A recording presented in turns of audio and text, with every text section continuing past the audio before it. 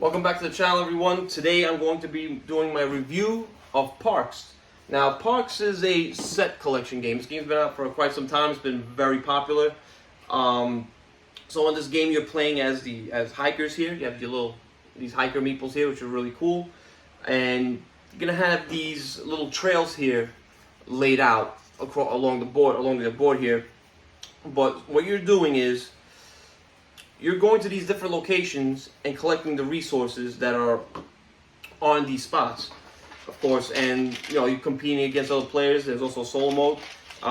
The components on this game are freaking beautiful, especially with the art. So as you're collecting these resources, you're using those resources to visit the different national parks that are laid across the board here, and the art on them is just, again, stunning, fantastic.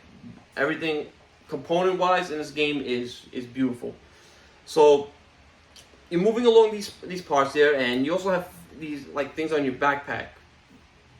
So now these items on these backpack cards, they help you again start collecting more stuff. So like this, for example, parks cost less water to visit.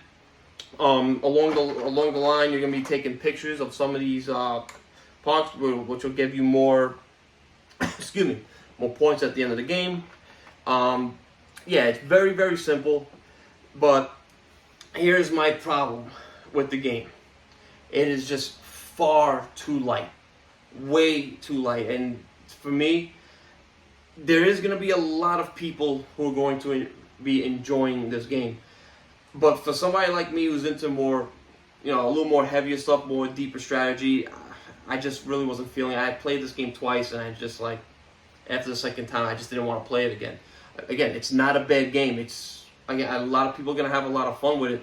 As you can see, the art and the components are fantastic. Keymaster Games makes they make Caper Europe, which is one of my favorite two-player games of all time.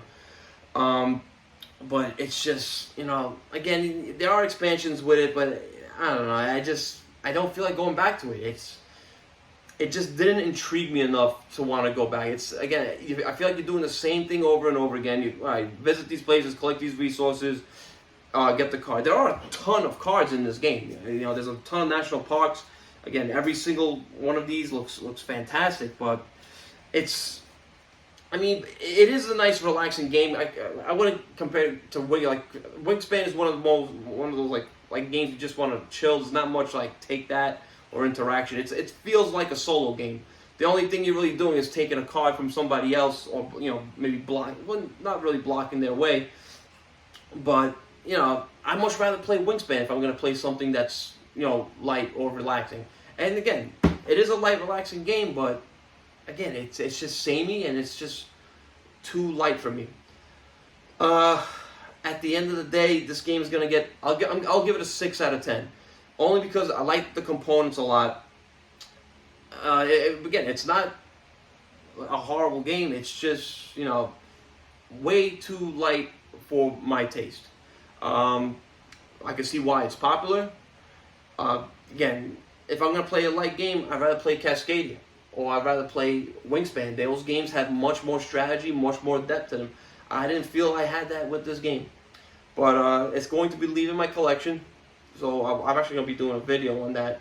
But yeah, it is what it is. I can see, like I say, don't believe the hype, but I can see why it is popular. But yeah, it's a 6 out of 10. Please like and subscribe. If you have any comments, questions about this game, feel free to ask me. Subscribe to this channel. It means a lot to me. It'll help this little channel grow. Get better equipment with it, and start doing better videos, maybe playthroughs and stuff. But yeah, that's gonna be it for today, guys. So that's Parks, 6 out of 10.